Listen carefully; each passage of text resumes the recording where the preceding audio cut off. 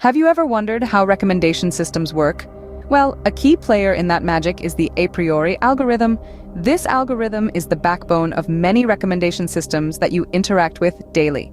Whether it's the books suggested to you on an online bookstore, the films recommended to you on a streaming platform, or even the ads that pop up while you're browsing the internet, the a priori algorithm is often at work. But what is the a priori algorithm exactly? In the realm of data mining, the a priori algorithm is a rock star.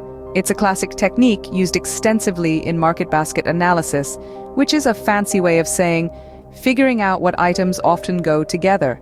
So when you buy bread, you're likely to also buy butter.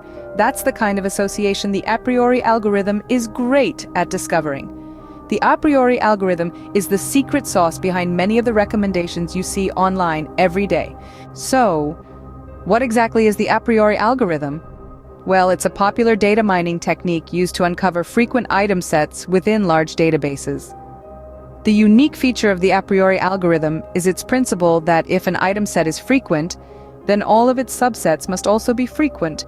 This principle is what allows the algorithm to significantly reduce the computational burden by eliminating unlikely candidate item sets.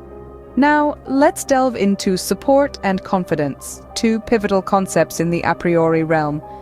Support refers to the probability that a particular item set appears in a given dataset. The higher the support, the more frequent the item set. Confidence, on the other hand, is a measure of the likelihood that item Y is purchased when item X is purchased, expressing a conditional probability. Both these terms play a vital role in determining the usefulness of the generated rules, and understanding support and confidence is crucial to grasping how the a priori algorithm works. Now that we know the basics, how does the a priori algorithm work? The first step in the a priori algorithm is the generation of item sets. These are just collections of one or more items. For instance, if we're looking at a grocery store's transaction data, an item set might be apples and bananas. The algorithm starts by generating all possible item sets of size 1, then size 2, and so on, until no more new item sets can be generated. The next step is calculating the support for each item set. The support is a measure of how frequently an item set appears in the dataset. In our grocery store example, the support for apples and bananas would be calculated as the number of transactions that include both apples and bananas divided by the total number of transactions. The algorithm then prunes or removes item sets with a support less than a predetermined minimum support.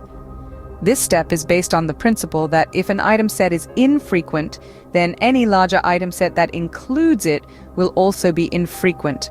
By pruning these item sets early on, the algorithm can significantly reduce computation time. After pruning, the algorithm generates association rules from the remaining item sets. An association rule is a statement that implies a relationship between items in a transaction. For example, one rule could be, if a customer buys apples, they are likely to also buy bananas. The algorithm generates these rules based on a measure called confidence.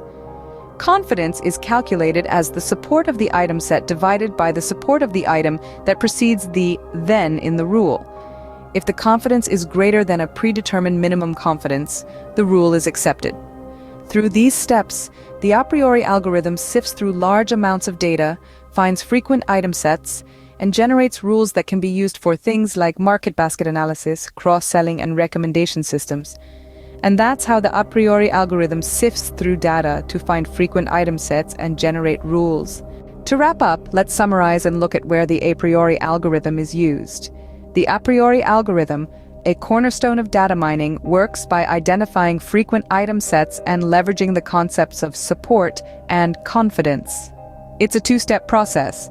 First, it generates the frequent item sets. Then it derives the association rules from these sets. Now, where is this clever algorithm applied? One notable area is recommendation systems.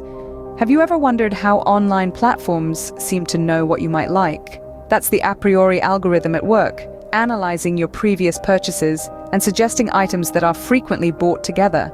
It's also used in web usage mining, discerning patterns in user behavior to enhance user experience. And in the realm of cybersecurity, The Apriori algorithm aids in intrusion detection by identifying patterns in network data that may signify a security breach. So the next time a website suggests a product, remember the intricate work of the a priori algorithm behind it.